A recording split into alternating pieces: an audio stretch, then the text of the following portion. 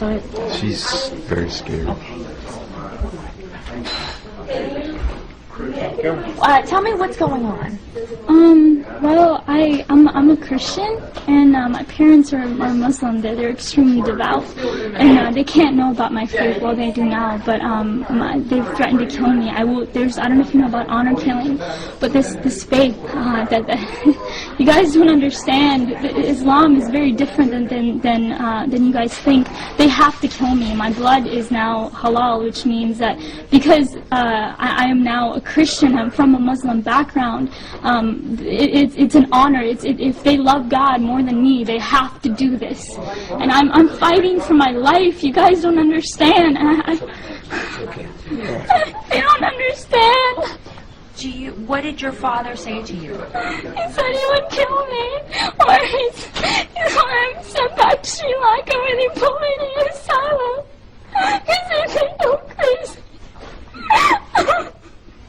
It's okay. Calm down. I ran away from home. I wrote my parents a note. I said, I refuse to deny Jesus, and He's my Lord and Savior. And I pray you find His forgiveness and mercy, and I love them both dearly. I wrote that, but they never showed it to the police officers. They want me back home. I can't go back to Ohio. You guys don't understand that community. Like, I will die within a week. Like, my life is at stake. But my dad threatened me. I was ready to die. These were my thoughts, that I'll be a martyr for Christ. Let it be so. But the Lord led me here somehow through His grace. I rode on a bus for 27 hours to 30 hours to get here, and so it's been God's hand protecting me the entire time. And but I'm fighting for my life, so if prayers are appreciated. I don't know what, today's my birthday, my 17th birthday, and I might even die. I don't know what's gonna happen to my own life. Like, can you tell me why you ran away? I was threatened by my dad. When my dad found out, I had a Facebook. That's how we found out. And phone calls from the Muslim community started coming in with emails, and he confronted me. And I had a laptop, and he took that laptop and he waved it in the air, and he was about to beat me with it. And he said, if you have this Jesus in your heart, you're dead to me. You're not my daughter. And I refused to speak, but he said, I will kill you. Tell me the truth. And these words, bad words, he cuss words, and so I knew that I had to get away. A couple of weeks later, even I told my dad that I needed to learn more about Islam because I was scared, and I said that because when I had come to know the Lord, I dropped everything about Islam. I mean, I had to hide my Bible for years. I would go outside to pray when my dad was asleep. Was when I went outside to pray. I snuck out to Christian prayer meetings in fear of my life. And finally, this day had come where I was confronting my dad. But a couple of weeks later, after I told my dad that I wouldn't follow Islam, but I would learn more about it, he put me class after class after class after class, thinking that that my mind was going to be back in it. But of course not. I mean, I'm a follower of God, Jesus, the true living Jesus, but a couple of weeks later, my mom found a Christian book, and I knew it was then that it was over for me. I had to leave. How did you end up in Florida here? Here, what happened is that night, I had to leave, so I left. That Saturday night, was it? It was Saturday night in the morning. I left to go to a friend's house, and I asked her, I begged her to take me to church. I needed to get to church. I needed to pray. I needed to seek the Lord to know what to do. And so that entire day from 7 in the morning to late at night, I prayed and prayed and prayed, and finally I was able to get a ride back home to the person's house. And then I stayed there Sunday night, because my dad was coming back home from his trip that night.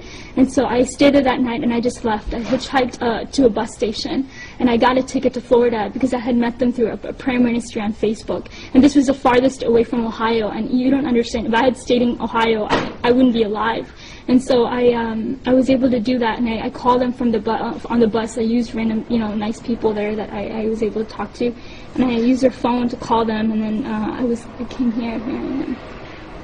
Has there been any type of killings at all in your family? Have you ever seen anything like that? I'm not sure, but in 150 generations in my family, no one has known Jesus. I am the first one. So imagine the honor in killing me. Like, there is great honor in that. Because if they love Allah more than me, they have to do it. It's in the Quran. Yes. And you can, give them knowledge about it. Because now... After they finish talking to you. Yeah, so he really will explain it and break it down. They have to do this. If they just have to. And either they do that or they send me back to Sri Lanka. And if there's an asylum, there's an asylum there where they put people like me. Like, they think I'm crazy. And Do you really think that this is true, or do you think this is just a threat? there's actually hundreds of cases that are backed like me. Amina and Sarah, they were forced to go back home. They were killed by their dad. Like, this is not just some threat. This is reality. This is truth. This is reality. How many more cases? If you want, there's case after case. There's hundreds of them. I am one.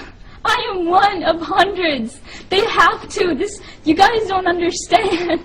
They have to. I don't know what else to say, but they have to. If you want proof, there's hundreds of cases that can validate my story. Even my friends and people from back home, they knew what would happen to me. My own brother knew about my faith, and yet he didn't tell my dad. What does that say? He knew the consequences. He knew. So what do you want at this point now?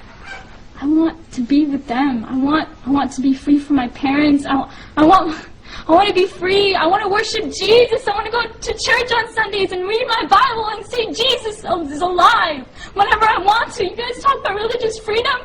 No, I don't have that. I want to be here and I want to worship Jesus freely. That's what I want. I don't want to die.